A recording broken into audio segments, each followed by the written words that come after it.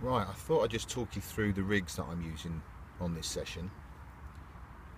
I joined this lake in July. It's now November. I've had 25 fish since then. Um, it is quite a heavily stocked lake. There are fish to 48 pounds. I think there's 540s in here. Good head of 30s. I think it's over 50 30s and a good handful of 20s. It's 26 acres. There's a few islands, some big islands. One of the swims I'm in now is fishing up against one of the big islands.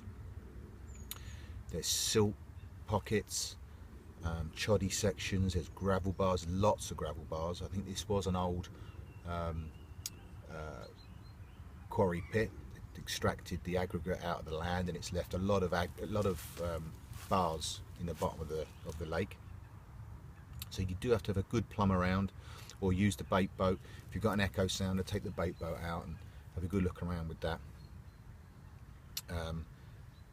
So I just thought I'd spend some time just talking through the rigs and what I've been catching on. I've used a few different rigs since I've been on here, but I've sort of settled with this one now. I've noticed, looking at what other people are using and just talking to some of the locals, a lot of them seem to be using the bottom baits on old style or traditional combi rigs. So an actual section of stiffish nylon with a piece of braid tied on the end. And others have been using hinge stiff rigs. So I started to use the combi rigs with balanced baits, fishing them down the edge. I had quite a few fish out the margins on them. And but with that type of fishing, you're fishing very close in. You can present the bait nicely, little underhand flicks. Now the weather's cooled down, I'm starting to fish further out into the lake, and I want a rig that I know, the one that's out there, if I'm getting pickups and the rig ejected, that it's actually fishing all the time. So I went for a pop-up rig. I didn't want to use stiff hinge rig, because that's what a lot of other people are using, and you can't use choddies on this lake. Choddies are banned. Any lead forward system is banned, so no helicopter rigs, and you have to use a lead clip system, and you have to cut down the clip so the lead ejects every time. I think that was because there used to be a lot of weed in here, where there was the last couple of years. There's actually no weed in here now. So I'm not sure if that rule is actually going to be changed, but they did go through the process of getting one of those weed rake boats in, ripped it all out, and it doesn't seem to have grown back, so I've not experienced any problem with the weed this year. The other thing worth mentioning is that from a fishery management point of view, they actually allow you to use bait boats. And I spoke to the owner when I first joined, and the reason he said is that because there are a number of islands, people of different capabilities are obviously fishing this water, and some are better than others at clipping up and getting close to the bushes, and others aren't. So you get a lot of leads caught in the trees and lots of trailing nylon from having to pull for a break. So the bait boat allows you to fish swims like this very safely and effectively without leaving tackle hanging in the trees.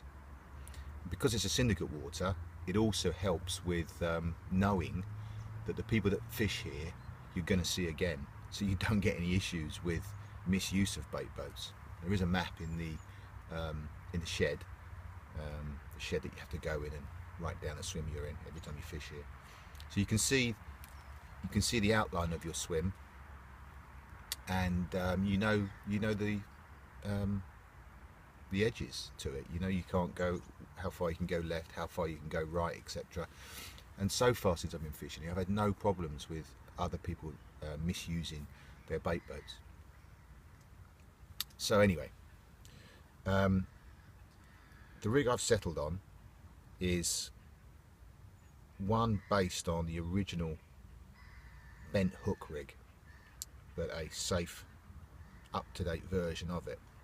And when the bent hook rig first came out, and the reason why it's so controversial and banned, rightly so, is because they were made from a very long lure hook, which you would hold with a pair of pliers and then bend with your thumb. You'd bend the end up to get the desired angle. And the reason they were banned is that once that was in the fish's mouth, the fish would obviously swim around and you'd pull in different directions, and it would actually knit its way into the flesh and cause really bad mouth damage. With the use of stiff shrink tubing, you can create that initial hooking effect with this rig, but then it becomes safe because the hinge section, or the bent section, is actually able to straighten out and not cause that knitting effect from the hook. Also, this lake has banned all curved hooks of any type, again for similar reasons, and I've witnessed it myself, that curved shanked hooks, which seem to be the vogue at the moment, can knit in as well. Nowhere near as bad as the original bent hook, but I have noticed it myself where they have really gone in deep and knitted in, and you've got to be quite forceful getting them out. The long shank curves, I think, are a no-no. I think they do cause similar damage to the original bent hook. If you're going to use long shank curves, then use one which has a continuous, the eye is a continuous curve of the hook, and that it's not bent in, it's not downturned. I find that long shank curves with a downturned eye do cause that pivoting and that knitting effect of the hook. So wanting to do something different but create a very effective hooking rig, and one that will reset itself if it does get ejected, is this. Nothing new, but I don't think people use them much anymore. And what I've gone for is a long shank hook. That is a size 6 fox hook. I have noticed these long shanks, they do tend to be, they look quite big for their size. The size 6 does look quite a big hook in this pattern, but I've done that again for a reason, because everyone here is using smaller hooks, so I've used a big hook. I've created a loop in it myself, a D, just with a whipping knot, formed it back through the eye, and then done a knotless knot. And the hook link I'm using is Fox Camatech, Cortec matte. So this is like a semi-stiff strippable braid. I've used it with a stiff, the Camatech stiff.